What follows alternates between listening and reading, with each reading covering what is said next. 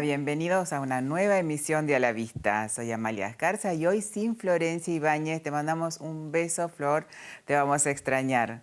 Hoy tenemos un programa que les aseguro es muy interesante. Primero con una invitada que ustedes pidieron.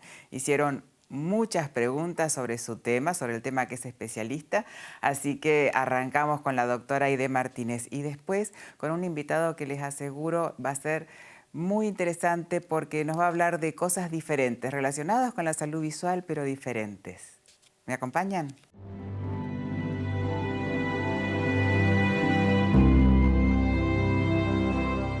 Y como anuncié en la apertura, han llegado muchas preguntas sobre un tema neurooftalmológico y por eso hemos invitado a la doctora Aide Martínez. Gracias por venir, Aide. No, gracias a ustedes por la invitación, un tema muy interesante. Muy interesante. Te voy a presentar, Aide, para nuestros televidentes. La doctora Martínez es médica oftalmóloga, especialista en neurooftalmología, es jefa de la sección neurooftalmología del Hospital de Clínicas de San Martín, es docente de la Cátedra de Oftalmología de la Universidad de Buenos Aires y es una asidua disertante, coordinadora en diferentes congresos científicos, tanto nacionales como internacionales, autora de trabajos científicos y es la palabra especializada para este tema. Aide, nos han llegado preguntas de los televidentes al programa sobre neuritis óptica. ¿Qué es la neuritis óptica? La neuritis óptica, como el nombre lo dice, es la inflamación del nervio óptico. Sí. El tema es cómo la persona sospecha que tiene una neuritis óptica y en general es bastante evidente. Ajá. O sea, la neuritis óptica suele producir una alteración visual bastante aguda y evidente. El paciente nota que le baja la visión. Pérdida de visión. Pérdida de visión y que puede pasar brusca o que en horas o días va empeorando y nota que va perdiendo la visión. Y en la mayoría de los casos es de un ojo.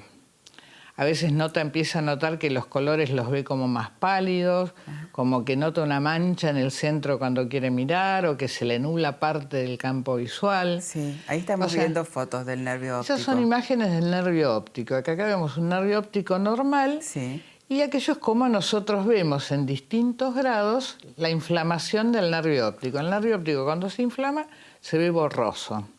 Y se daña todas las funciones que lleva, la agudeza visual, el campo visual, la visión del color.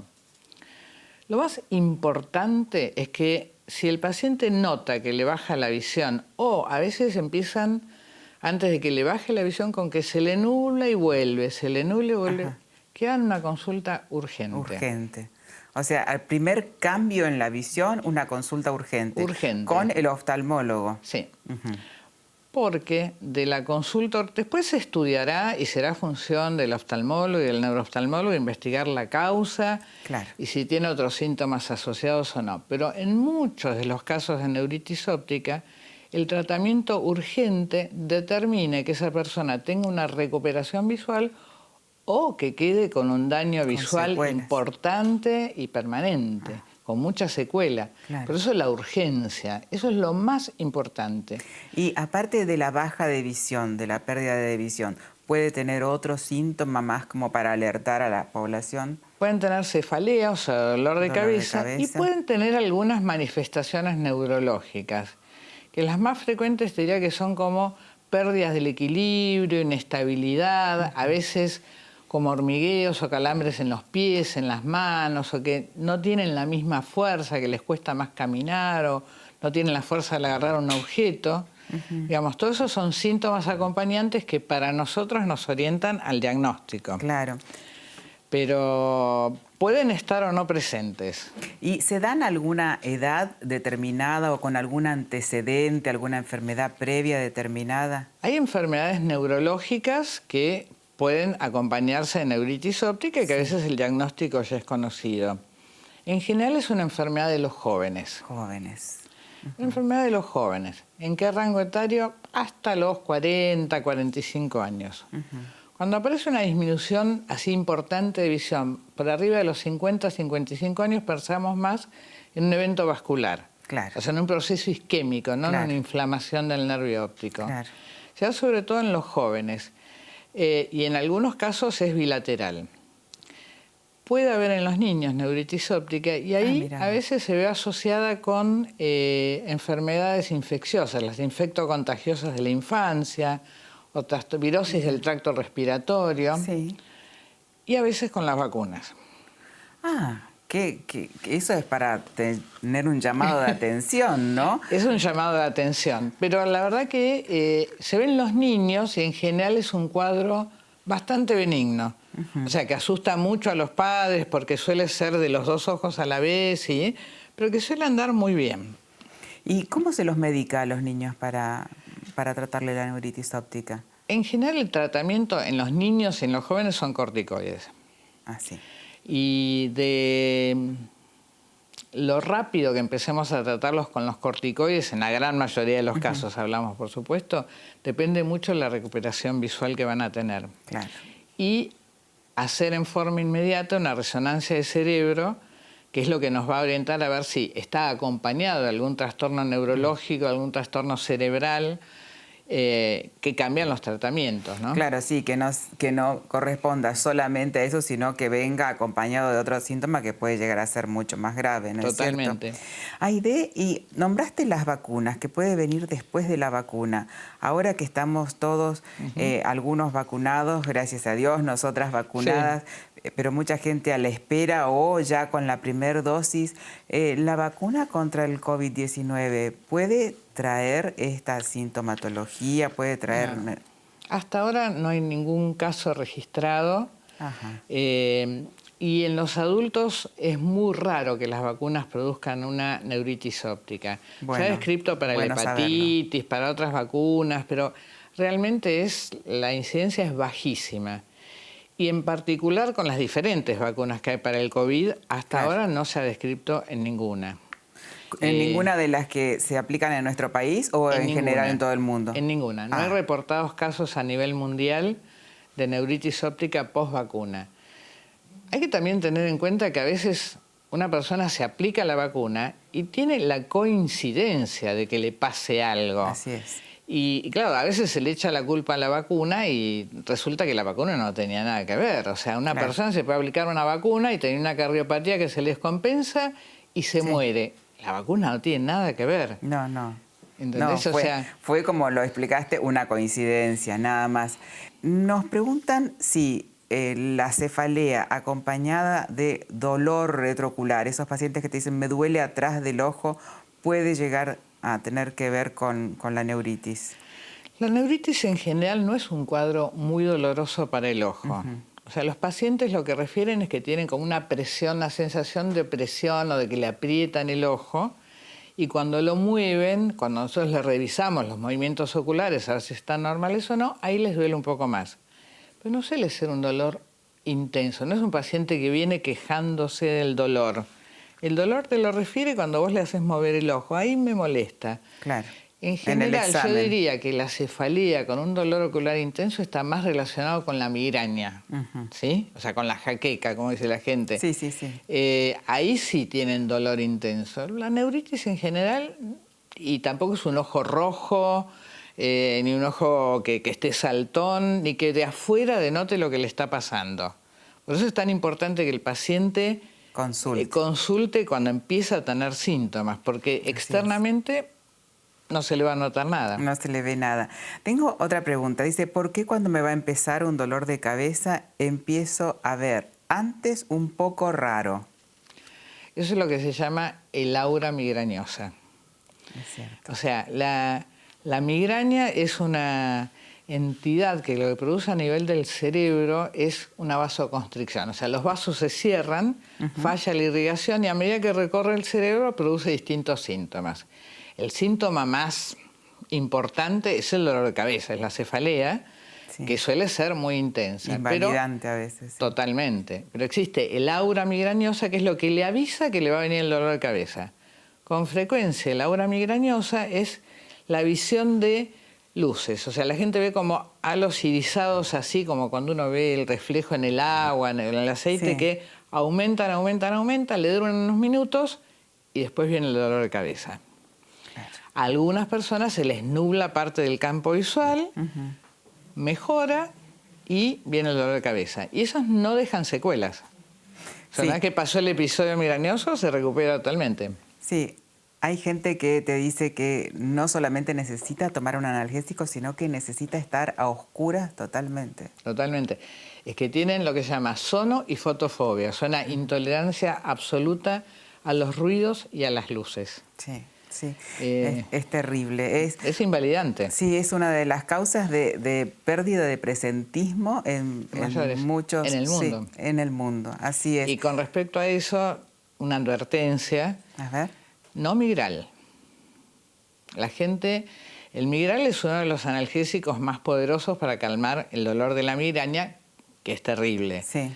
Pero a su vez es un gran vasoconstrictor. Entonces se ven accidentes vasculares por el abuso de Migral, porque además se va produciendo un acostumbramiento. O sea, ahí toma uno, mañana necesita dos, después necesita tres para el mismo efecto. Es cierto. Y entonces la vasoconstricción produce accidentes vasculares. Hay otras medicaciones que se pueden tomar, pero la gente se acostumbra al Migral, sí, y es muy peligroso. Sí, muchas veces no va al médico, sino que es lo que le dijeron a otro, sí, y hace lo mismo. Aparte que es mágico, o sea, les calma mucho, entonces es entendible. Así es. Entonces, dos muy buenos consejos. Primero, cualquier alteración en la visión, ya sea disminución, pérdida, consultar urgente al oftalmólogo, porque podemos prevenir secuelas mayores, ¿no? Totalmente. Y ante un dolor de cabeza también consultar al oftalmólogo, al clínico, consultar y no automedicarse. La migraña es un diagnóstico de exclusión, como decimos los médicos. ¿Qué quiere decir? Que yo primero voy a tener que estudiarlo totalmente para descartar que ese dolor de cabeza terrible no sea secundario a otras cosas. Así es, tal cual. Entonces, si no lo estudiamos, no podemos decir que es una migraña. Sos una genia, Aide, la forma que explicaste. Agradecemos muchísimo que hayas venido. No, un placer estar con ustedes. Y bueno, nada, ante cualquier disminución de visión, que se les nuble, que vean los colores raros, se les nuble el campo visual, consulta urgente. Así es. Muchísimas gracias. Al contrario. Y nos vamos a una pequeñísima tanda y volvemos con otro invitado de A la Vista.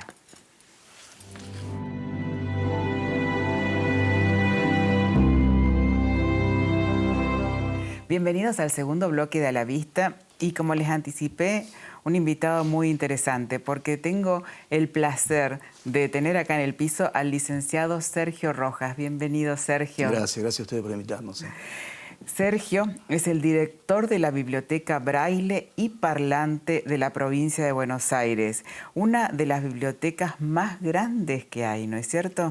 Sí, sí, tenemos el honor, el orgullo y también el compromiso de ser una de las más importantes oficiales, ¿no? Porque si bien en el país hay otras bibliotecas, la BAC, sin ir más lejos, acá en Capital, pero su administración es a través de una organización no gubernamental, pero privada. Sí. En lo que respecta al Estado, en la provincia de Buenos Aires sí es la única y la más importante. Sí, y gratuita. Sí, sí, como toda cosa del Estado, ¿no? Eso es importantísimo. El impacto de la pandemia en la vida social, en la vida cultural, es muy importante y sigue siéndolo. Y yo me imagino que más aún en las personas no videntes. Es como que la cultura siempre fue un privilegio más de los videntes que de los no videntes. Y en la biblioteca hacen un trabajo, por lo que vos me has contado, por lo que me ha contado una paciente, que es por la que yo llegué a vos, Irene Leiva, que le agradezco muchísimo, que es bibliotecaria. Lo que hacen con no solamente los libros en braille, sino los audiolibros, los libros parlantes. Sí, sí. Contanos eso, por favor, Sergio. Nosotros tenemos básicamente dos circulantes de productos de información para la persona no vidente, que es sobre dos soportes, ¿no? Soporte de papel, que es el braille, y soporte digital. Lo que estamos viendo en pantalla. Y soporte digital, que es los audiolibros. Producimos nosotros ambos, digamos, imprimimos en braille y grabamos los audiolibros, ¿no? Audiotexto en realidad, porque no solamente son libros, claro, sino todo tipo de información para que la persona con discapacidad visual pueda tener acceso a la información, ¿no? O sea, la biblioteca tiene sus propios audiolibros, no es que los bajan de ningún sitio, sino que los producen. Tenemos audiolibros que hemos bajado de distintos sitios que nos autorizan, sí, pero sí producimos nosotros. ¿Y entonces, cómo es esa producción? A ver. Mira, lo que nosotros hacemos es trabajar con voluntarios, lectores voluntarios. Ajá. Que es muy interesante esto, porque hace un tiempo, bueno, uno accedía al trabajo de voluntarios, pero era un trabajo de alguna manera un tanto artesanal, por decirlo. Es decir, la gente se ofrecía con muy buena voluntad, nos mandaba audios y demás, y como era lo único casi como que podíamos acceder con material propio, decíamos todos que sí, como para incrementar nuestro acervo, ¿no? Sí. Con el tiempo pudimos instalar la cabina de grabación y empezamos nosotros a hacer una convocatoria de lectores voluntarios. Al principio, como esto recién se empezaba a conocerse, hacíamos la agenda, que te puedo decir, en un mes y medio. Y a medida que fuimos avanzando en las convocatorias, llegamos a cumplir el año pasado no, digamos el otro, que trabajamos presencialmente, sí. En 2 días cumplimos toda la agenda. Había más o menos 600 y pico de voluntarios que tuvimos que cortar, pedir disculpas a todos los que no pudieron. Y lo bueno de esto, que más allá del número, sí. Fue la variable de voces que se fueron ofreciendo. ¿Y cualquiera puede ir a grabar? ¿Yo podría ir a grabar, por ejemplo? Cualquiera puede postularse, por decirlo de alguna manera. Nosotros hacemos pruebas de voces antes. Como un casting de voces. Sí. Pongámoslo así. Sí. ¿Por qué? Porque no todos los tonos de voz se dan con los géneros. Claro. Y entonces nosotros, cuando seleccionamos la bibliografía, previamente sabemos cuáles son las voces que pueden ir con esos títulos que pueden llegar a grabar. Entiendo. Entonces, a partir de ahí vamos seleccionando y vamos dando, porque no todos los timbres dan con todos los géneros, ¿no? Seguro, seguro. Una novela de terror no puede ser una voz aplautada, me imagino. Autoayuda no puede ser una voz baja, bueno, todo ese tipo de cosas. Claro, que te tire para abajo, claro. Entonces nosotros hacemos una selección de voces y previo a empezar a grabar hacemos también un pequeño curso de respiración, lo hacemos para poder... Es decir, tratamos de que tengan el mejor producto posible, ¿no? Sí, sí. Decime una cosa, Sergio, ¿y estos audiolibros, cómo...? Porque yo me imagino antes iría el interesado y buscaría un cassette o un CD. ¿Ahora cómo es para la gente? Ahora, mira, lo que nosotros hacemos es publicitamos, damos a difusión que tenemos un catálogo. Sí. En este momento habrá alrededor de 4.000 títulos más o menos. Y la gente interesada lo pide, le mandamos el catálogo, selecciona. No más de 5 tandas porque tiene que ver con el peso y le mandamos vía web para que lo descarguen.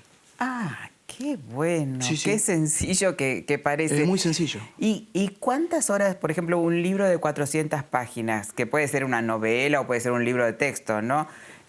¿Cuántas horas de grabación son? El cálculo que se hace aproximadamente es de entre 15 y 20 páginas por hora.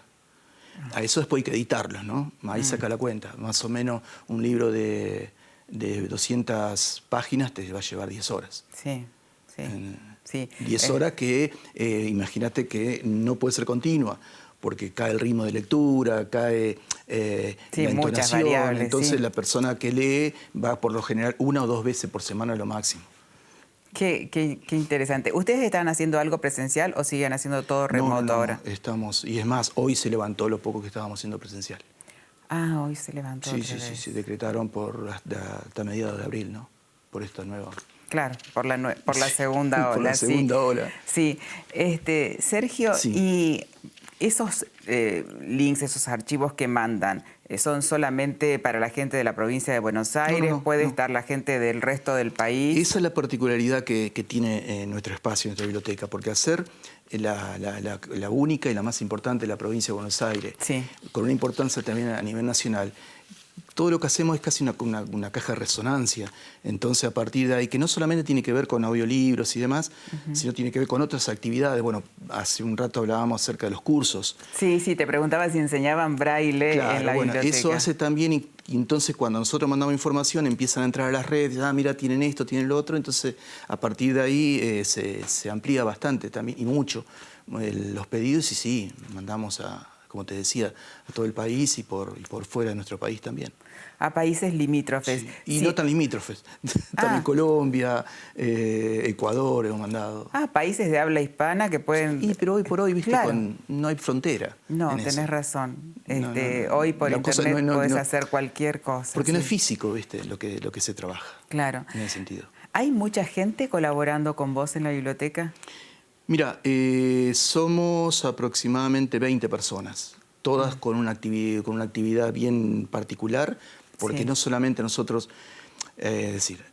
trabajamos lo que es bibliotecas circulante de información como en braille y en audio, pero también tenemos otras actividades que tienen que ver con talleres recreativos, cursos de capacitación, tareas de extensión también y asesoramiento y demás. Entonces, todas esas actividades... Acá estamos viendo. Claro, bueno, eso es el Quinteto de Vientos de la Universidad Nacional de La Plata, en una de las actividades que hicimos y que hacemos, bueno, ahora lamentablemente no. Ahora no, pero... Bueno, en ese sentido, nosotros, cada uno fue tomando un protagonismo de acuerdo a las actividades que se fueron haciendo y están bien repartidas. Y por un momento faltante de gente muchas veces porque la demanda... ¿Acá que están grabando? No, esto es un taller de... ¿Teatro? De teatro leído. Leen personas, está integrado por personas que ven y personas que no ven, que van leyendo en braille y van actuando en una suerte de radio, ¿no? Sí, como el radioteatro de queríamos hace simular, unos años, pero en vivo. Qué bueno. Sí. Sergio, ¿y las clases, por ejemplo, de braille, las siguen dando por Zoom o por alguna plataforma? No es en vivo. Las de braille no son en vivo. Las en braille, los cursos en braille son cursos que se hacen asincrónicas, son con las plataformas que más o menos pueden llegar a ponerse de acuerdo, que ya sea por Zoom o Zoom en las correcciones, pero lo que sería todo el trabajo en sí son asincrónicas y van enviando la información por vía web.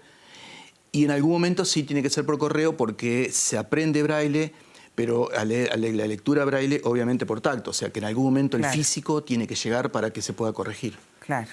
Que ahí lo corrige una persona obviamente que no ve. Una de las docentes es una persona que no ve.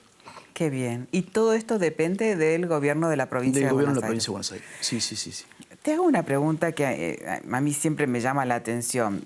¿Por qué cuando viene una boleta de impuestos, ahora muchas ya las están mandando por correo electrónico, pero ¿por qué eso o los precios en las góndolas del supermercado no están en braille? Que en muchos países sí están en braille. Y muy simple, porque no se cumple la normativa. ¿Pero está legislado eso en nuestro país? Sí, está. No recuerdo exactamente el número de leyes. Es simplemente googlearlo, buscarlo y... Sí. Mira, lo que es impuestos está